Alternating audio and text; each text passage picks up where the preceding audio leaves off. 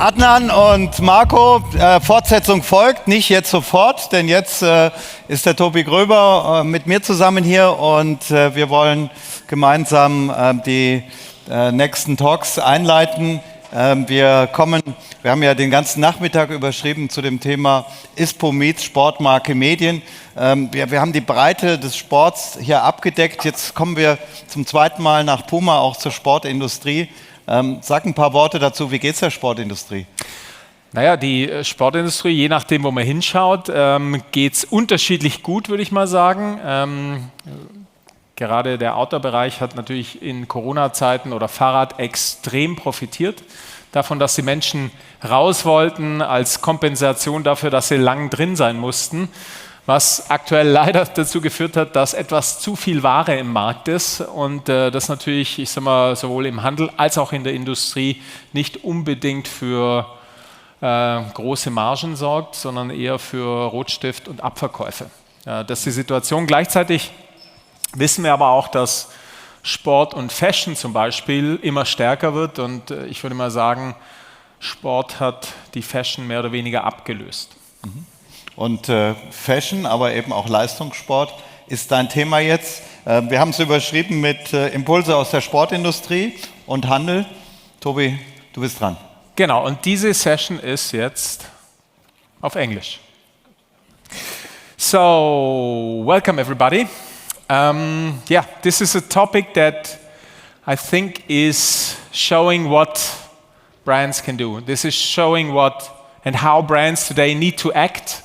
And that it's not only about the product, but it's also about the aspects of sports that are more important than a lightweight shoe or a breathable membrane. But it's also about how does sports and physical activity positively affect mental and physical health. What can sports and brands do for sustainability and inclusion? So, this is our topic today because I have a fascinating project that I'd love to introduce to you as a best case, as a use case, which is only the kickoff for, I think, a series of events and projects that are kicking off with Marie-Laure Piednoir from Salomon. She is the Global Sustainability and Impact Director. And please welcome Boris Girardi. He's an athlete, and as you can see, he's not a normal athlete, but he is running with a body extension. So, welcome on stage. I think better on the back, but it's good to see your blade. Yeah. So, we're talking today a little bit about, of course, Salomon, athletes with disability, the social responsibility that brands have. But to kick off the conversation, we're talking also about the Salomon Adaptive Project. So it's the project, and it was introduced, there was a great event at the Paralympics in Paris. It shows how innovation and inclusion can transform sports. So it's how can tech and technology create accessibility for people who are usually not able to participate in sports. So, which is quite unusual because Salomon, most of you know Salomon for skis, winter sports, but also for performance shoes and performance apparel. But Marie-Laure, what was the trigger, the idea, the initiation of the project, and where did the idea come from? Well, actually, the what we call the adaptive project in Salomon came up during the COVID. And the story behind is that our new CEO, Guillaume Mézinc, who is a very strong sponsor of the project, was approached by someone in the company, someone that's been working a lot with athletes, Patrick Lake, and who was in touch with a startup called Hopper. And you will hear about Hopper, who was designing prosthetics, running blades for disabled people to try and run with inaccessible prosthetics. So accessibility was at the core of the project. And so basically this project came to Salomon because Hopper was needing a sole to be put at the bottom of the blade, and Boris is a beautiful model for us. and to continue this whole project with around this blade, which is actually a blade made out of recycled carbon from Airbus, and that's from the plane A350. And that's how the startup managed to actually connect a lot of companies, people, a great ecosystem with Salomon, with athletes, with Airbus, and many people completely driven with passion around the project. So it was back in the COVID, and then the project quickly grew with a formal collaboration with Hopper, a prosthetic startup.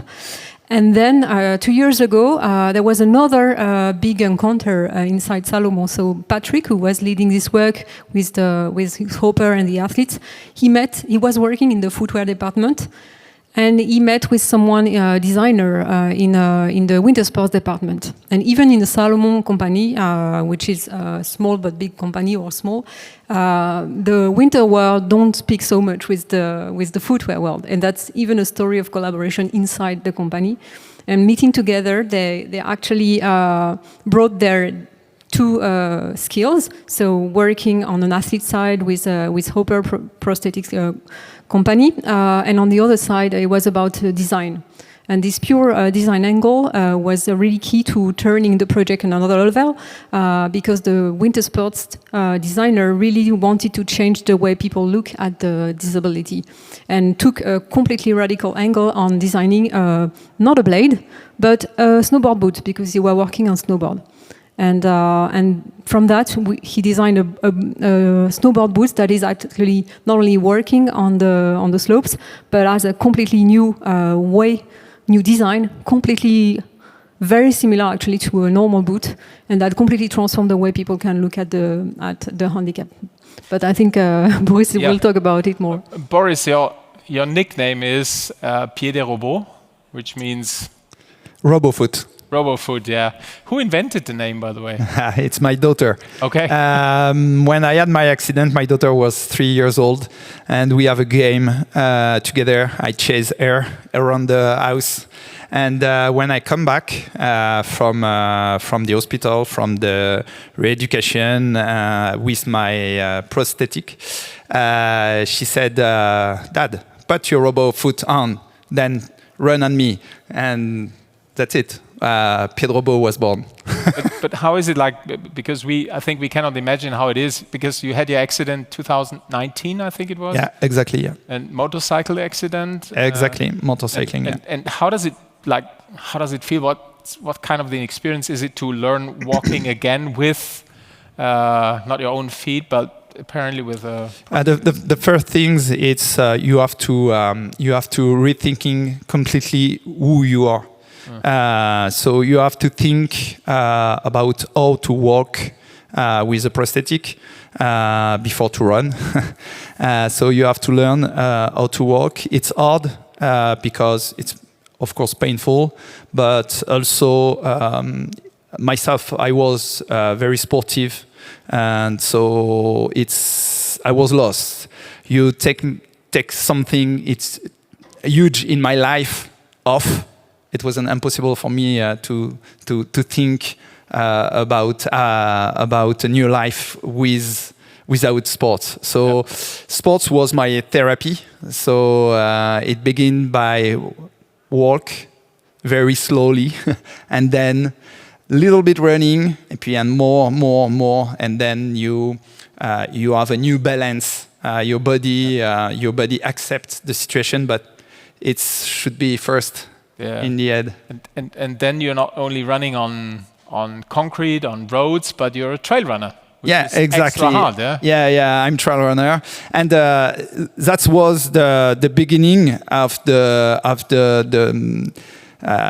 participation with Salomon. It's because I knew Salomon was expert on mountain. So when I test the blade, it was a beta test. When I test it, I immediately imagine go in a mountain again. And I asked to Patrick, said, make a soul to go in a mountain. He said, no, you can go there. And I said, yeah, make it. And then I will test it. And I test it. And the first time it was just an amazing feeling to know how possibilities I have now to do sports again. Perfect. So yeah.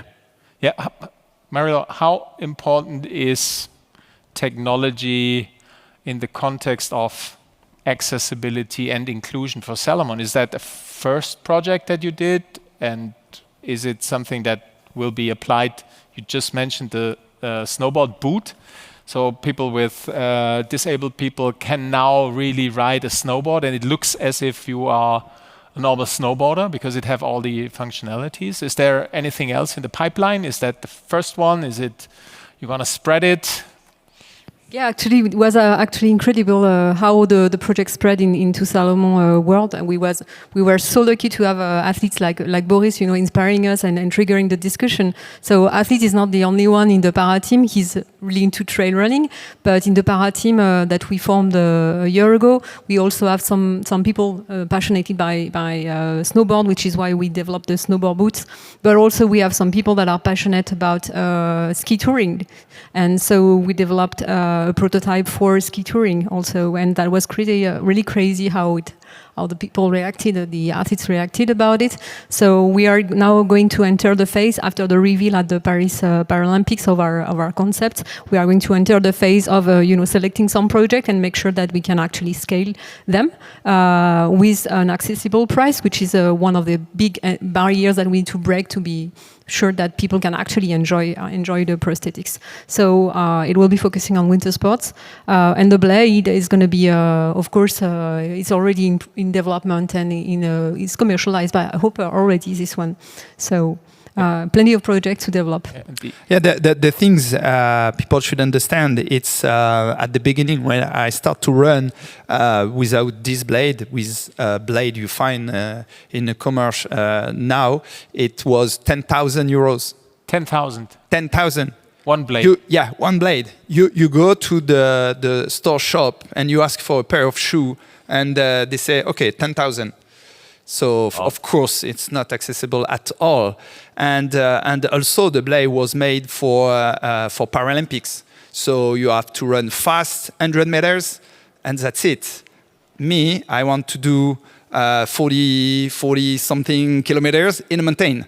So it's completely different, and we want to all projects be accessible in use, but accessible in price.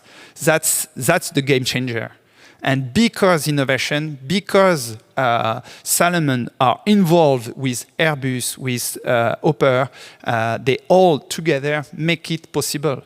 If Salomon wants to do it alone, or if Hopper wants to do it alone, it doesn't work. It costs a lot. But all together, we can have a solution, easy to use and with a correct price. So, game changer is collaboration and technology.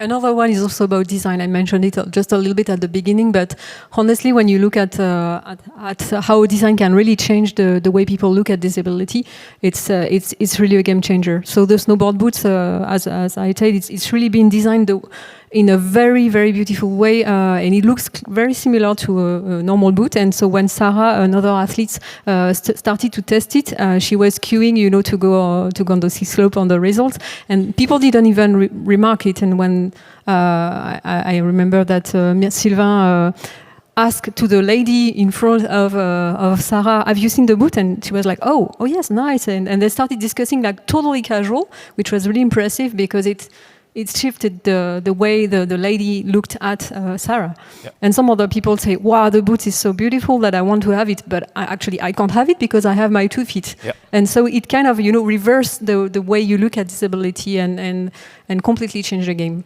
Yeah, it changed the game because the social stigma also. So if the person wear a prosthetic and it looks very nice, it's much more easy to accept it. Myself, I test some prototype. There was really prototype. I mean, it's not sexy at all.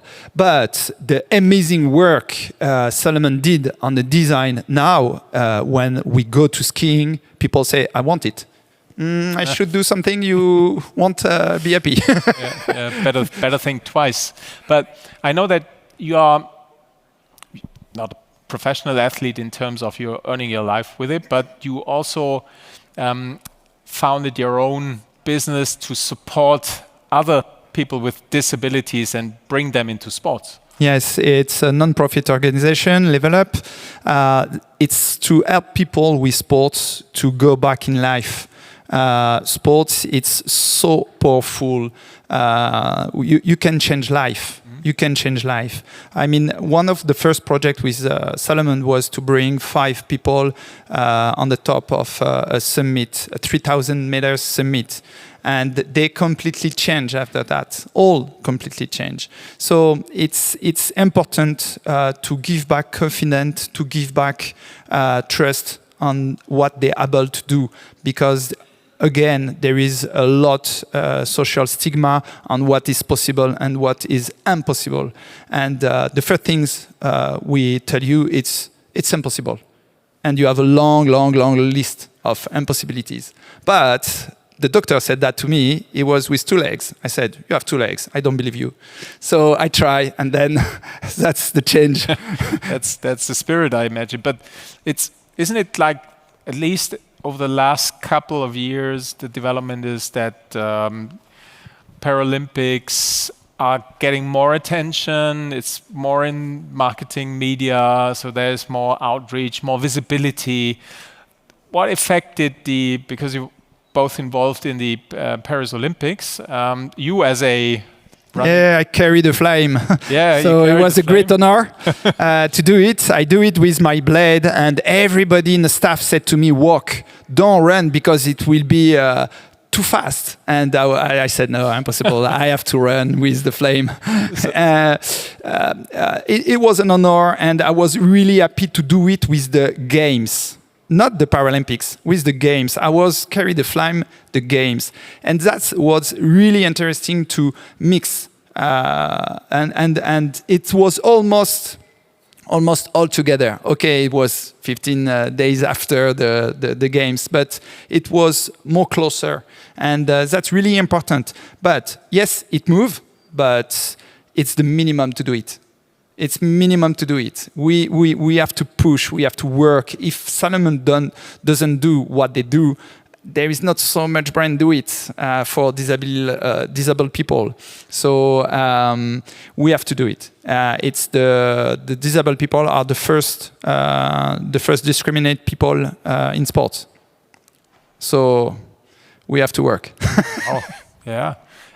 Marie-Laure, what is the reason for Salomon to invest into a project like this? Because usually, I think it's not about like making a fortune, because you can sell more normal regular shoes, but this is something where you need time, you need money, investment, cross-industry innovation. So what's the motivation behind it? I think this is really anchored in our what we call reason for being for Salomon. What we defined it. I mean, in 2021, we say why are we here actually? Why Salomon is on Earth? And we said basically we are here to unleash the best in people and to transform people into actors of change. And that's exactly what this project is bringing. Because you can have this nice sentence, of transforming people, unleashing the best in people, but these are sentences on a PowerPoint or on a website, and this is actually in real what we can do, and this is why it's so cherishable for Salomon, and also because it's actually very anchored to our two historical roots about innovation and communities. And I can say it as 2 words on the PowerPoint, but when you go into Salomon and you see how people are connecting and vibrating around innovation and communities creating new sports, this is also a new play field. It's not only helping people working together, finding solutions, it's also fun to do that together and to transform the world of sports together. I have 2 numbers to say. A company, innovation company, if they're working on this kind of project, they increase 35% performance more with this kind of project. So it's from university. It's research did that. So we know also it's completely change the company. It can change the company. And I have another number to say. In this room, 50% of the people will be in disabled situation, in the future. 50% permanent or temporary. Okay. So it's not working only for disabled people, it's working for everyone. So we have to rethinking about how we see this kind of project. Marie-Laure, coming back to the question of the talk, do you think that sports companies and outdoor companies has an unproportional responsibility to tackle those issues? And why? Yeah, I think so. Yeah, you're right, because we are basically bringing a narrative around outdoor, how to be in the nature, but also about performance, especially for Salomon. It's really performance oriented. And this needs to change because, as we discussed just before, actually not everyone is into performance. And when you look at the physical, the level of physical activity in the youth, you can see that 80% more are actually kind of disabled, I would say, because they don't do enough sport, enough physical activity, and this is why it's so much important to inspire, to bring solutions, so that the next generation, not only Boris, you are the next generation in a way, but also the next generation can actually, be in nature, in the sports, and sport is so influent for that. Talking about generations, you are working with disabled people from which age group to what's the youngest, oldest? The youngest, she was 7 at the beginning. 7? Yeah, now she's 11. She was 7, and the oldest, 78. So there is no age to practice sports, and okay, you change life of a person at 78 age, but I have in memory someone in the project, in the Summit project. He was 64 at the time, and he said, if I met you 20 years ago, my life be different. So it was a compliment, but for me it touched me. Because I thought, okay, why 20 years ago it didn't have this chance? So we have to do it now. We have to do it strongly now for changing the accessibility, and you have to be from scratch. If you're thinking about the sports for women. 40 years ago, it wasn't like today. So it's exactly the same problem. We have to make the sports accessible to everyone. You just said that blade was 10,000 euros. And with the cooperation with Airbus and so today it's around 2,000. 2,000. Yeah, 2,000. So from 10,000 to 2,000, and we hope to go down for the year, the future. Okay, and you have to buy them as a normal person by yourself, so you don't get any support, or is that part of the program, for example? With my non-profit organization, we help people to buy blades when they don't have money to do it. So of course, sometimes you have to pay it for some people, but today 2,000. It's still expensive, but it's more accessible. And tomorrow will be 1,000, and I hope one day will be 500, 200, something like that. So yes, the price is of course a problem, and of course accessibility it's a problem, even if with a wheelchair or other equipment. And because I imagine it's like, you're good in shoes, you're good in apparel, you're good in skis, in snowboards, in like all the gear. But this special project, what was the main pain point in the process for your team? Well, actually, there were not one main pain point, I would say two. One is, of course, to be able to invest means in the project. So hopefully we have actually we have got a great sponsor, which is Guillaume Mézinck, and he supported us. But still, I mean, it's always difficult when you have a completely organic project, new project in the company to make the business case. So, as any project. And the second thing is actually to manage the energy of everyone, because when we reveal our concept at the Paris Paralympics at our Champs-Élysées store in Salomon in September, we revealed the snowboard boots, the trail running blade made out of wood, and also the touring boots.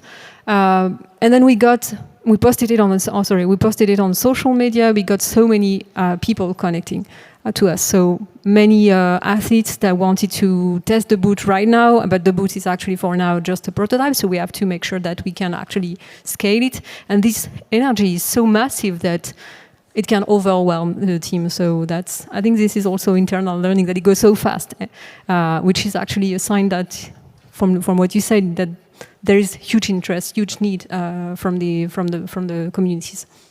Yeah, 5 years ago when I ran my first trail running, I was alone.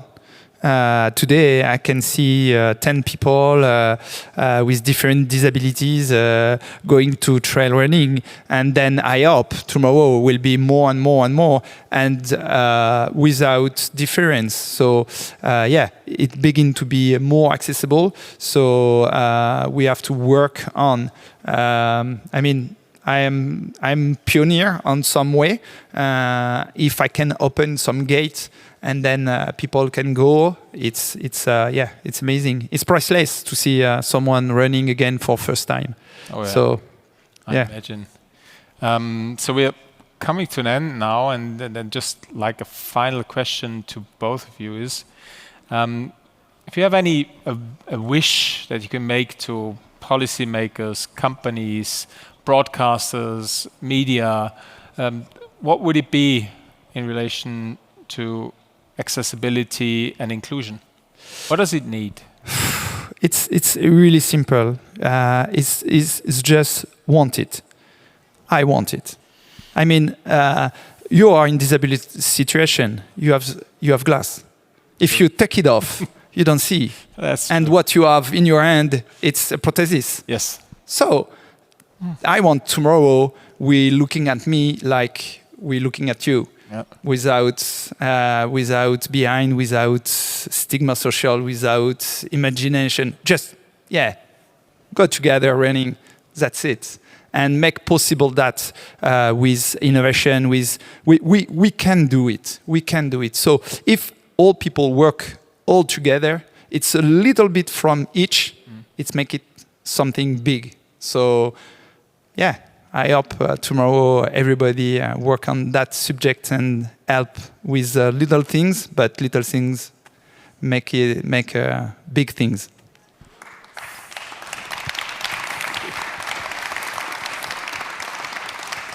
Yeah, I never thought about my glasses being a handicap, but it's correct, because we could go running tomorrow, but I would have to take my glasses with me, because otherwise I would not find my way back home. Sorry, you learned you're disabled today. No, it's perfect. I think it's the small things that make a difference, and I've never had that perspective on my glasses. It's simple, but it's easy, and that's correct. So thank you very much for being with us today. Thank you. And now let's continue with the program. There's some exciting athletes on stage soon, and afterwards we're going to have 2 award ceremonies and the evening. Thank you very much.